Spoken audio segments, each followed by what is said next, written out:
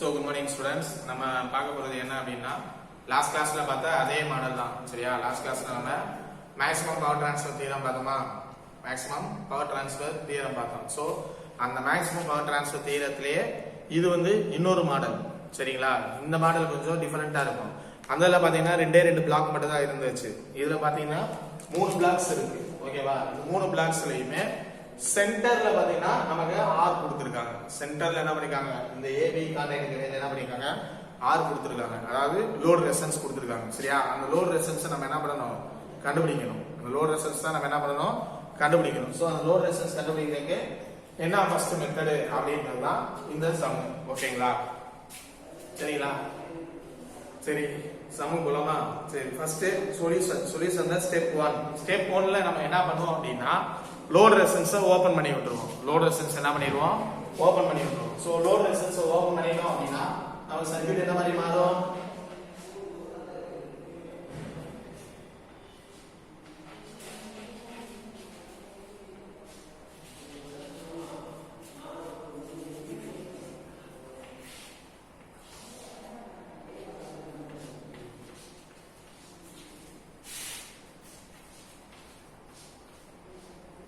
Load resistance நம்ம எடுத்துட்டோம் அப்படின்னா நமக்கு இந்த மாதிரி ஓபன்ல இருக்கும். சரியா? இதுதான் இந்த இடத்துல நமக்கு ஆர்ங்கற ஒரு லோட் ரெசிஸ்டன்ஸ் இருக்கு. ஆர்ங்கற லோட் ரெசிஸ்டன்ஸ் இருக்கு. சோ நம்ம அதை என்ன பண்ணிட்டோம்? எடுத்தாச்சு. எடுத்ததுக்கு அப்புறமா என்ன கண்டுபிடிக்கணும்? வேல்யூஸ் எல்லாம் எழுதிக்கோங்க.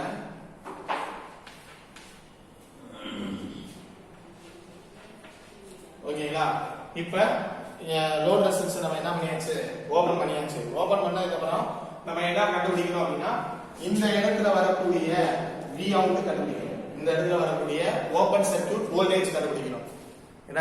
அந்த இடத்துல வரக்கூடிய ஓபன் சர்க்யூட் வோல்டேஜ் கண்டுபிடிக்கணும். சோ இந்த இடத்துல ஓபன் சர்க்யூட் வோல்டேஜ் கண்டுபிடிக்கணும்னா ஃபர்ஸ்ட் நம்ம என்ன பண்ணணும்? அதுல போகக்கூடிய கரண்ட் வேல்யூவை கண்டுபிடிக்கணும். கரெக்ட் தானே? அதுல போகக்கூடிய கரண்ட் வேல்யூவை கண்டுபிடிக்கணும். சோ கரண்ட் வேல்யூவை நம்ம கண்டுபிடிக்கணும் அப்படின்னா என்னடா கரண்ட் ஃபர்ஸ்ட் ஃப்ளோ ஆகுதுன்னு பார்க்கணும். இந்த இடத்துல பாத்தீங்கன்னா நமக்கு ரெண்டு கரண்ட் ஃப்ளோ ஆகும். ஒன்னு I1, இன்னொன்னு வந்து I2. ஒன்னு I1, இன்னொன்னு வந்து என்னது? I2. இந்த ரெண்டு கரண்ட்டும் ஃப்ளோ ஆகும். சரிங்களா? சோ நம்ம இந்த ரெண்டு கரண்ட் வேல்யூமே கண்டுபிடிச்சு அதுல இருந்து இந்த என்னது V out கண்டுபிடிக்கணும். இது ரெண்டையும் ஆட் பண்ணாதான் நமக்கு என்னது V out வேல்யூ வந்து கிடைக்கும். சரியா? சோ இந்த V out கண்டுபிடிக்கணும் அப்படின்னா ஃபர்ஸ்ட் ரெண்டு கரண்ட் வேல்யூமே நம்ம என்ன பண்ணனும்? கண்டுபிடிக்கணும். சரி, இப்ப I1 கரண்ட் கண்டுபிடிப்போம். I1 கரண்ட்னா இதுல ஃப்ளோ ஆகுற கரண்ட். சரிங்களா? I1 கரண்ட் கண்டுபிடிக்கிறதுனா இதுல ஃப்ளோ ஆகுற கரண்ட். நார்மலா நமக்கு I யோட ஃபார்முலா என்னது? I V/R. I V/R. So இப்ப I1 கண்டுபிடிக்கிறனால I1 போட்டுக்கிறேன். V க்கு பதிலா நமக்கு என்ன இங்க கொடுத்திருக்காங்க? ஒரு 20 வோல்டேஜ் கொடுத்திருக்காங்க. 20 வோல்டேஜ் கொடுத்திருக்காங்க. சோ இந்த 20. ஓகேங்களா? நெக்ஸ்ட் பாத்தீங்க அப்படின்னா Rன்றது என்ன அப்படின்னா இந்த I1 கரண்ட் எங்கெங்கெல்லாம் ஃப்ளோ ஆகுற ரெசிஸ்டன்ஸ் என்னென்ன இருக்கோ I1 கரண்ட் ஃப்ளோ ஆகுற ரெசிஸ்டன்ஸ் என்னென்ன இருக்கோ அது எல்லாமே நாம சம் பண்ணிக்கணும். அதாவது கூட்டிக்கணும். கூட்டினாதான் நமக்கு இந்த R வேல்யூ வந்து கிடைக்கும். சரியா? சோ அப்ப இதுல போகக்கூடிய கரண்ட் வேல்யூ என்னென்ன இருக்கு? சாரி, ரெசிஸ்டன்ஸ் வேல்யூ என்னென்ன இருக்கு? ஒரு 3 ஓம், ஒரு 7 ஓம். ஒரு 3 ஓம், இன்னொரு என்னது? ஒரு 7 ஓம் இருக்கு. ஆனா இந்த வோல்டேஜ் சோர்ஸ்ல எந்த இன்டர்னல் ரெசிஸ்டன்ஸ்மே இல்ல. இந்த வோல்டேஜ் சோர்ஸ்ல எந்த இன்டர்னல் ரெசிஸ்டன்ஸ்மே இல்ல. சோ அதை எடுத்துக்க கூடாது. அதை அப்படியே விட்டுறணும். சரிங்களா? சப்போஸ் இன்டர்னல் ரெசிஸ்டன்ஸ் இருந்துச்சு அப்படின்னா நம்ம இன்டர்னல் ரெசிஸ்டன்ஸ் என்ன பண்ணணும்? ஆட் பண்ணிக்கணும். இன்டர்னல் ரெசிஸ்டன்ஸ் இருந்துச்சு அப்படின்னா இன்டர்னல் ரெசிஸ்டன்ஸ் என்ன பண்ணிக்கணும்? ஆட் பண்ணிக்கணும். சோ அப்ப இது ரெண்ட மட்டுமே எடுத்துக்கலாமா? அப்ப 3 + 7 ஓகேவா? சோ 20 டிவைடட் பை 10 அடிச்சு கொடுத்தா அப்படினா 2 ஆம்ப்ஸ். அடிச்சு கொடுத்தா என்னது? 2 ஆம்ப்ஸ். ஓகேவா? இது I1 உண்டான வேல்யூ. இதுதான் என்னது? I1 உண்டான வேல்யூ. சரி, இப்ப நம்ம I2 கண்டுபிடிக்க போறோம். I2 கண்டுபிடிக்கிறதுக்கு அதே ஃபார்முலா தான். I V/R. I2 கண்டுபிடிக்கிறதுக்கும் அதே ஃபார்முலா தான். என்ன அப்படினா I V/R. சோ V க்கு பதிலா என்ன இருக்கு? 40 வோல்ட் இருக்கா? V க்கு பதிலா 40 வோல்டேஜ் இருக்கு. சரி, அதுக்கு அப்புறம் பாத்தீங்கன்னா இதுல போகக்கூடிய டோட்டல் ரெசிஸ்டன்ஸ், இதுல இருக்கக்கூடிய டோட்டல் ரெசிஸ்டன்ஸ் என்னென்ன இருக்கு? ஒரு 9 ஓம் இருக்கு, ஒரு 1 ஓம் இருக்கு. ஒரு 9 ஓம், ஒரு 1 ஓம் இருக்கு. சோ இந்த ரெண்டு இது சேர்ந்து தான் என்னது நமக்கு டோட்டல் ரெசிஸ்டன்ஸா வரும். ஏன்னா இந்த வோல்டேஜ் சோர்ஸ்ல எந்த இன்டர்னல் ரெசிஸ்டன்ஸுமே இல்ல. இந்த வோல்டேஜ் சோர்ஸ்ல எந்த இன்டர்னல் ரெசிஸ்டன்ஸுமே இல்ல. சோ அப்ப இருக்கிற ரெசிஸ்டன்ஸ் வேல்யூ மட்டும் எழுதுனா போதும். So 1 plus 9. So 40 divided by 10. 40 divided by 10. இதுக்கு 0 0 cancel ஆயிடுச்சுனா 4 amps. 4 amps. So I1 value என்னது? 2 amps. I2 வேல்யூ வந்து என்னது? 4 amps. ஓகேவா? சரி, இப்போ நமக்கு I1 கிடைச்சிருச்சு, I2 கிடைச்சிருச்சு. இப்போ இதுல போகக்கூடிய Vout கண்டுபிடிக்கணும். இதுல போகக்கூடிய Vout கண்டுபிடிக்கணும். அதாவது ஓபன் சர்க்யூட் வோல்டேஜ் கண்டுபிடிக்கணும். சோ V ஓட ஃபார்முலா நமக்கு என்னது? IB I into R. I into R. இங்க ரெண்டு கரண்ட் இருக்கனால ஏதாவது ஒரு கரண்ட வந்து நம்ம என்ன பண்ணிக்கணும் அப்படினா மைனஸ் எடுத்துக்கணும். ஏனா ஒரு கரண்ட் உள்ள போயிட்டு இன்னொரு கரண்ட் வெளிய தான வருது. சோ அப்ப ஒரு கரண்ட் பிளஸ்லயும் இன்னொரு கரண்ட் வந்து என்ன பண்ணிடுவோம்? மைனஸ்லயும் எடுத்துக்குவோம். சோ இப்போ I1 வந்து நான் பிளஸ்ல எடுத்துக்கிறேன், I2 வந்து என்னது? மைனஸ்ல எடுத்துக்கிறேன். அப்ப ஃபார்முலா எப்படி வரும் அப்படினா V I1 R minus I2 R. I1 R minus I2 R. R என்றது எந்த ரெசிஸ்டன்ஸ்ல போகுதோ அதுதான் வேல்யூ. சரியா? சோ I1 வேல்யூ வந்து என்னது?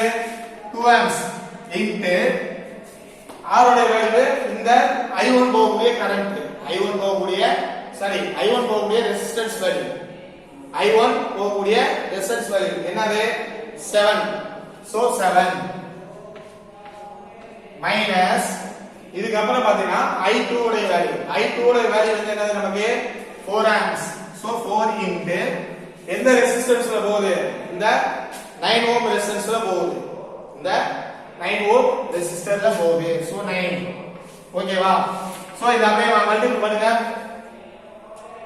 2 into 7 minus 4 into 9 போட்டோம் அப்படின்னா minus 22 voltage.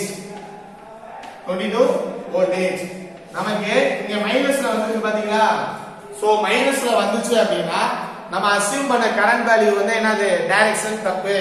இங்க I2 வந்து மைனஸ்ல போட்டோமா? I2 வந்து மைனஸ்ல போட்டோம். சோ நம்ம எடுக்கக்கூடிய கரண்ட் வந்து என்ன இருக்கணும்னா I1 தான் மைனஸ்ல எடுத்துக்கணும், I2 வந்து நம்ம பிளஸ்ல எடுத்துக்கணும். சரியா? அது எப்படி எடுத்தாலும் ஓகே தான், நம்மளுடைய விருப்பம் தான். சரிங்களா? நம்மளுடைய விருப்பம். எப்படி நம்ம வரக்கூடிய ஆன்சர் வந்து பிளஸ்ல வந்துச்சுன்னா எடுத்துக்க டைரக்ஷன் கரெக்ட். வரக்கூடிய ஆன்சர் பிளஸ்ல வந்துச்சு அப்படின்னா எடுத்துக்கக்கூடிய டைரக்ஷன் வந்து கரெக்டான டைரக்ஷன்ல நம்ம எடுத்துக்கணும். சோ மைனஸ்ல வந்துருச்சு அப்படின்னா நம்ம எடுத்துக்க டைரக்ஷன் வந்து ஆப்போசிட் டைரக்ஷன்ல இருக்கு. நம்ம எடுத்துக்க டைரக்ஷன் வந்து என்னது? ஆப்போசிட் டைரக்ஷன்ல இருக்கு. சோ அத நம்ம ஆப்போசிட்லயே வச்சுக்கலாம், ஒன்றும் ப்ராப்ளம் எல்லாம் கிடையாது. ஓகேவா? எடுத்த டைரக்ஷனை மட்டும் மென்ஷன் பண்ணிக்கோங்க. சரிங்களா? ஓகே, Vout கண்டுபிடிச்சாச்சு. Vout நாமயாச்சு கண்டுபிடிச்சாச்சு. சரி, Vout கண்டுபிடிச்சதுக்கு அப்புறமா நெக்ஸ்ட் நம்ம என்ன பண்ணுவோம் அப்படின்னா ரெசிஸ்டன்ஸ் வேல்யூ கண்டுபிடிப்போம். ஐ மீன் ஸ்டெப் 2 வந்து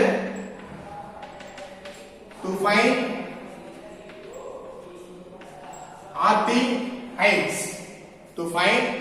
RTH. So RTH கண்டுபிடிக்கணும் அப்படின்னா நமக்கு ஒரு ரூல்ஸ் இருக்கு. என்னப்பா? இதுல இருக்கக்கூடிய சர்க்யூட்ல இருக்கக்கூடிய சோர்சஸ், அதாவது கரண்ட் சோர்ஸோ வோல்டேஜ் சோர்ஸோ ரெண்டுல எந்த சோர்சஸ் இருந்தாலுமே நம்ம அதை என்ன பண்ணுவோம்? இன்டர்னல் ரெசிஸ்டன்ஸால ஷார்ட் சர்க்யூட் பண்ணிடுவோம். கரெக்ட் தானப்பா? ஏன்னா நமக்கு அதுதான் RTH கண்டுபிடிக்கிறது ஒரு கண்டிஷன். ஏன்னா நமக்கு சர்க்யூட்ல ஃபுல் அண்ட் ஃபுல் என்ன இருக்கணும்? வெறும் ரெசிஸ்டன்ஸ் வேல்யூ மட்டும் தான் இருக்கணும். Full and full resistance value மட்டும் தான் இருக்கணும். ஆனா இங்க என்ன இருக்கு அப்படின்னா நமக்கு வோல்டேஜ் சோர்ஸ் இருக்கு. சோ இந்த வோல்டேஜ் சோர்ஸ் எல்லாமே அதோடைய இன்டர்னல் ரெசிஸ்டன்ஸ் மூலமா அந்த வோல்டேஜ் சோர்ஸ்க்குள்ள ஒரு ரெசிஸ்டன்ஸ் வேல்யூ இருக்கும்.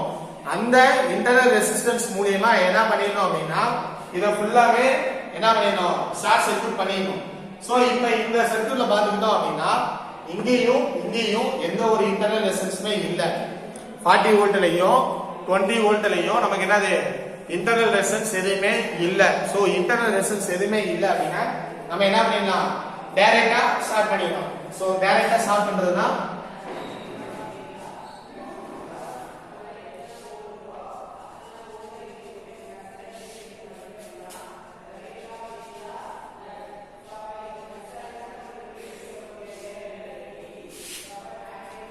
இது 3 ஓம் இது 7 ஓம் இது 9 ஓம் இது 1 ஓம் ஓகேவா இப்போ பாத்துட்டீங்க அப்படினா நம்ம இதுல இருக்கக்கூடிய வோல்டேஜ் சோர்ஸ் எல்லாத்தையுமே என்னாச்சு ஷார்ட் பண்ணியாச்சு இன்டர்னல் ரெசிஸ்டன்ஸ் இல்லாதனால டைரக்டா நம்ம என்ன பண்ணியாச்சு ஷார்ட் பண்ணியாச்சு சோ இப்போ ரெசிஸ்டன்ஸ்க்கு நேம் கொடுங்க R1 R2 R3 R4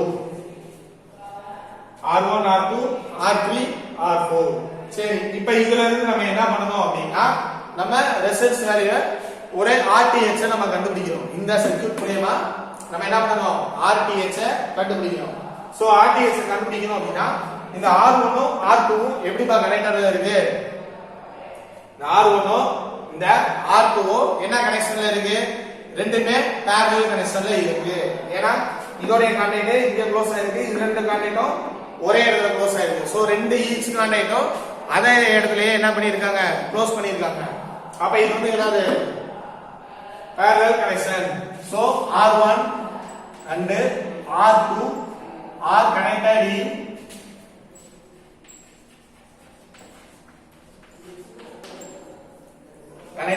parallel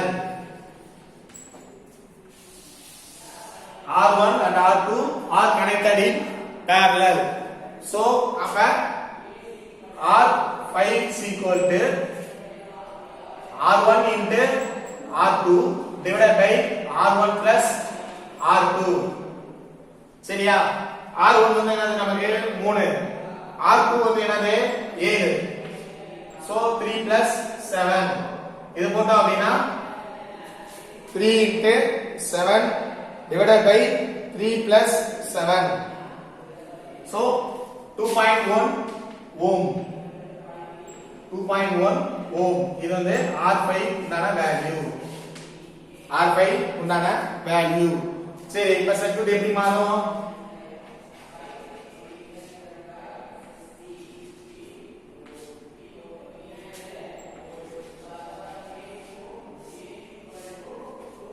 so இந்த மாதிரி மாறிடுமா இது R4 1 ohm இது R3 9 ohm இது R5 2.1 ohm சரிங்களா இப்போ இது ரெண்டுமே என்ன ஆயிடுச்சு மெர்ஜ் ஆயிடுச்சு இது ரெண்டும் என்ன ஆயிடுச்சு மெர்ஜ் ஆயிடுச்சு சோ இது ரெண்டும் மெர்ஜ் ஆனதா நம்ம இங்க போட்டுருக்கோம் ஓகேவா இப்போ இது ரெண்டையும் பாருங்க இந்த R4 யும் R3 பாருங்களேன் R4 உம் R3 பாருங்க இதே கண்டிஷன் சேம் இதே கண்டிஷன் தான் சோ அப்ப இது ரெண்டுமே என்னது parallel so R3 and R4 are connected in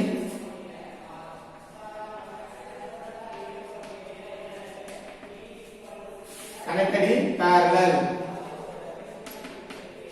சரியா இந்த R3 யும் இந்த R4 என்னது connected in parallel so R6 is equal to R3 into R4 divided by R3 plus R4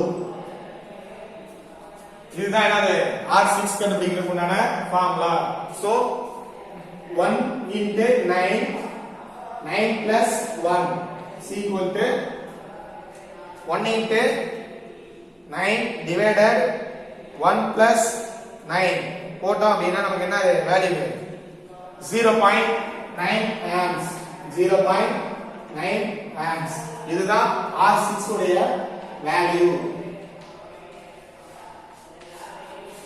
சரியா R6 உடைய வேல்யூ சரி இப்ப சர்க்யூட் எப்படி மாறிடும் ரெண்டே ரெண்டு ரெசிஸ்டன்ஸ் மட்டும் தான் இருக்கும்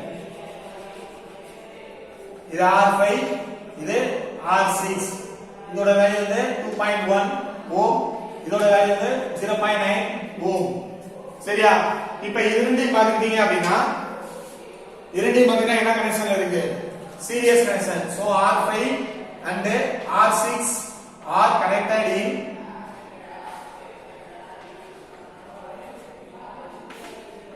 series. So RTH ஏனா கடைசியா நம்ம கண்டுபிடிக்கிறது தானா, கடைசியா நம்ம கண்டுபிடிக்கிறது தான். So RTH is equal to R5 plus R6. So 2.1 plus 0.9.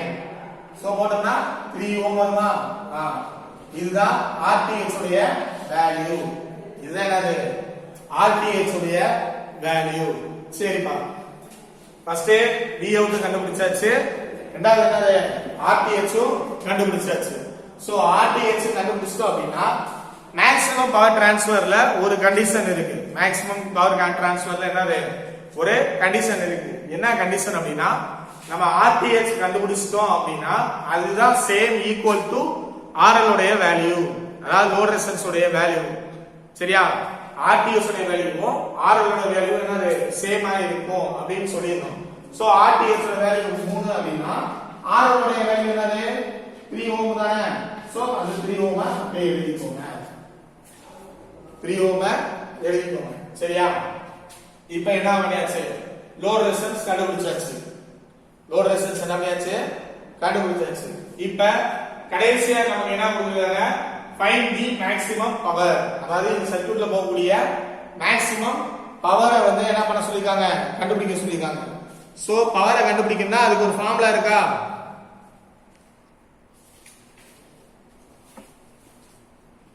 Power கண்டுபிடிக்கிறதுக்கு ஒரு ஃபார்முலா இருக்கா தம்பி? என்னது? P = I square R. P = I squared R. So R value நமக்கு தெரியும். என்ன அப்படினா 3 ஓம் கண்டுபிடிச்சிருக்கோம். 3 ஓம் கண்டுபிடிச்சிருக்கோம். சரியா? ஆனா I வேல்யூ நமக்கு தெரியுமா? தெரியாது. ஏனா I1 I2ன்றது தனித்தனியா தான் தெரியும். I1 I2ன்றது தனித்தனியா தான் தெரியும். சோ நமக்கு I வேல்யூ தெரியணும். அப்ப Thevenin theorem படிச்சிருப்போம்ல, I = V out by RTH plus RL. இது ஒரு ஃபார்முலா நம்ம தெவெனின் தியரம்ல படிச்சிருக்கோம். என்ன அப்படினா I = V out by RTH plus RL. சரியா? இப்போ V out நம்ம கண்டுபிடிச்சிருக்கோம்ல, என்ன வேல்யூ? -22. So -22. RTH ஓட வேல்யூ என்னப்பா? 3 ஓம். ஏனா இப்பதான் கண்டுபிடிச்சோம். RTH ஓட வேல்யூ RL ஓட வேல்யூ என்னது? 3 ஓம். சரியா? இப்ப 3 + 3. இதுல ஒரே ஒரு சின்ன இது என்ன அப்படின்னா, இந்த இடத்துல உங்களுக்கு சொல்லியிருந்தேன், நம்ம எடுத்திருக்க டைரக்ஷன் வந்து மைனஸ்ல இருக்கு, அதாவது தவறான இதுல இருக்கு. சோ அத பிளஸ்ல மாத்திக்கணும் அப்படின்னா டைரக்ஷனை மட்டும் என்ன பண்ணிடணும்? நம்ம மாத்திக்கணும்னு சொன்னோம். சோ அப்ப இங்க பிளஸ்ல மாத்தணும் அப்படின்னா ஜஸ்ட் ஒரு வேர்ட் மட்டும் தான்.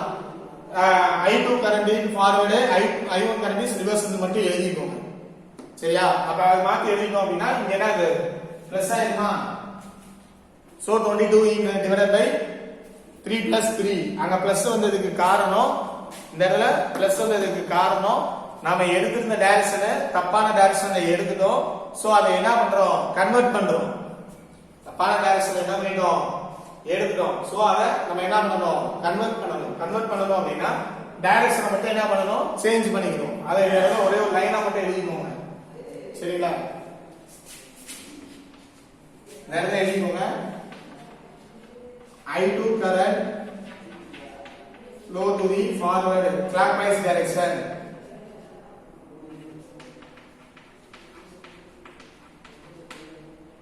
I1 current flow to the anti-clockwise direction.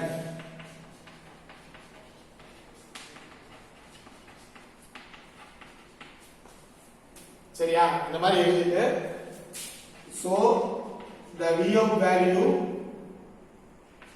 in positive.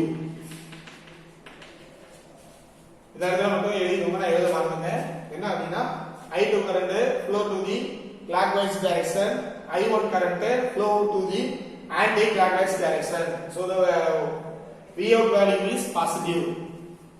v out value is positive அதை எழுதிட்டோம் அப்படினா தான் நமக்கு இந்த இடத்துல என்னது பிளஸ் ன்னு நம்ம கொண்டு வர முடியும் சரியா இப்போ இத அப்படியே இது பண்ணுங்க மல்டிபிள் பண்ணுங்க 22 divided 3 plus 3 போட்டோம் அப்படினா I is equal to 3.67 amps I is equal to 3.67 amps சரியா இப்ப I கண்டுபிடிச்சாச்சு R கண்டுபிடிச்சாச்சு இத வச்சு நம்ம என்ன பண்ணலாம் P வேல்யூ கண்டுபிடிச்சலாமா இத வச்சு P வேல்யூ கண்டுபிடிச்சலாமா சோ 10 செகண்ட் இருக்கட்டும் நான் இடையில இத மட்டும் நான் பண்ணிட்டு பவர் வேல்யூ மட்டும் உங்களுக்கு சொல்லி கொடுக்கிறேன்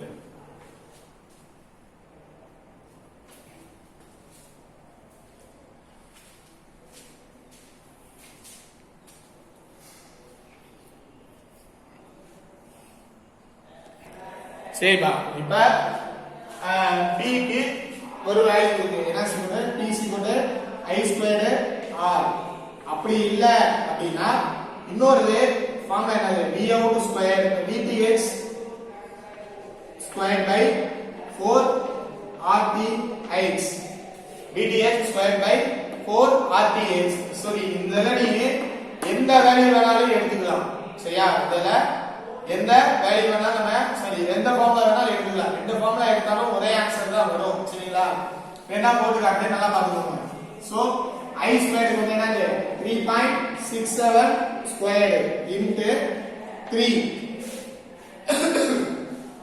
R ஓட வேல்யூ என்னது R ஓட வேல்யூ தான் இங்க R ஓட வேல்யூ சோ 3.67 ஸ்கொயர் இன்டு 3 போட்டா அப்படினா நமக்கு வரக்கூடிய answer 4.40 watts 4.40 watts so P is equal to 40.40 watts 40.40 watts இது இந்த I squared RL formula use பண்ணோம் அப்படினா வரக்கூடிய value I squared R value போட்டோம்னா வரக்கூடிய வேல்யூ சரியா இதுவே நம்ம இந்த வேல்யூ போடுவோம் 20 squared 4 into 3 சரியா VTH ஓட வேல்யூ என்னது அதாவது வோல்டேஜ் V out உடைய வோல்டேஜ் அது எவ்வளவோ அதை எழுதிக்கோங்க சரியா so 20 square divided by 4 into 3 போட்டோம் அப்படினா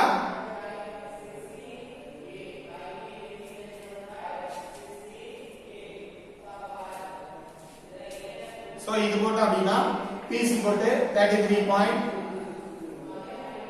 33.33 watts சரியா இப்ப இதுல வந்து ஒரே ஒரு சின்ன மிஸ்டேக் என்ன அப்படினா மிஸ்டேக் இல்ல நமக்கு பவர் வேல்யூ வந்து நம்ம வோல்டேஜ்ல வச்சு எடுத்தோம் அப்படினா அதோட இதுவும் கரண்ட வச்சு எடுத்தோம் அப்படினா ரெண்டுக்குமே என்னது பிளஸ் ஆர் மைனஸ் 5% வந்து கம்மியாகும் பிளஸ் ஆர் மைனஸ் 5% வந்து என்ன ஆகும் கம்மியாகும் சோ அந்த கம்மியானது தான் உனக்கு இங்க காமிச்சிருக்காங்க இந்த வேல்யூ போட்டால ரைட் இந்த வேல்யூ போட்டால ரைட் உனக்கு எது சூஸபிளா இருக்கோ எது பெஸ்டா தெரியுதோ அத கூட நீங்க என்ன பண்ணிக்கலாம் எடுத்துக்கலாம் சரியா அத கூட நம்ம என்ன பண்ணிக்கலாம் எடுத்துக்கலாம் எந்த ஃபார்முலா யூஸ் பண்றியோ அந்த ஃபார்முலாவை கடைசி வரைக்கும் மைண்ட்ல வச்சுக்கோங்க ஏன்னா திடீர்னு ஒரு ஃபார்முலாவை என்ன பண்ண கூடாது நம்ம சேஞ்ச் பண்ண கூடாது I ஸ்கொயர் R எடுத்துக்கிட்டாலும் ஓகே தான் அல்லது VT by 450 RTH அதாவது மேக்ஸிமம் பவர் கண்டுபிடிப்போம்ல அந்த ஃபார்முலா எடுத்துக்கிட்டாலும் சரிதான் இது ரெண்டுல எது எடுத்தாலும் ஓகே தான் சரிங்களா அது உங்களுடைய விருப்பம் அது வந்து என்னது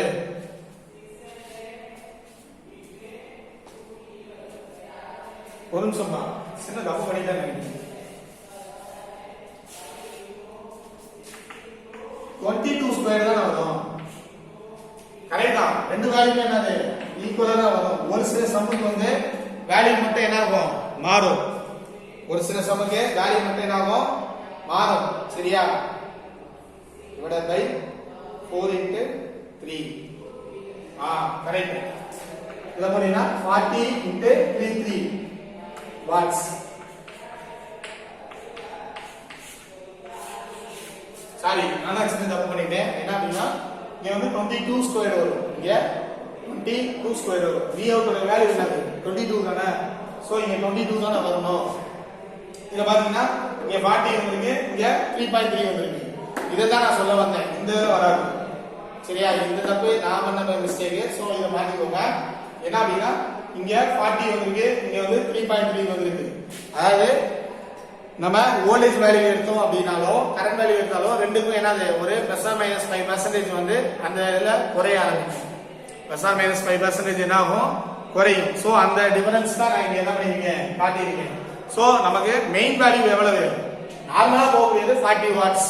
நார்மலா போகக்கூடியது என்னது? 40 வாட்ஸ். இங்கேயும் பார்த்தீங்கன்னா 40 வாட்ஸ். ஆனா அந்த பாயிண்ட் தான் என்னது? +- என்னது? காலி ஆகுது. சோ அது நமக்கு தேவையில்லை. மெயின் வேல்யூ எவ்வளவு வருதோ அதை மட்டும் எடுத்துக்கோங்க. மெயின் வேல்யூ எது வருதோ அதை மட்டும் என்ன பண்ணிக்கோங்க எடுத்துக்கோங்க. இதுதான் மேக்ஸிமம் வரக்கூடிய பவர் வேல்யூ. இந்த சர்க்யூட்ல உருவாகக்கூடிய மேக்ஸிமம் பவர் வந்து 40 வாட்ஸ். சரியா? அதே போல இந்த சர்க்யூட்ல வரக்கூடிய இந்த R உடைய வேல்யூ வந்து என்ன அப்படின்னா 3 ஓம். R உடைய வேல்யூ வந்து என்னது? 3 ஓம். சரியா? இதுதான் நமக்கு கண்டுபிடிக்க சொன்னது மேக்ஸிமம் பவர் டிரான்ஸ்ஃபர் தியரத்துல.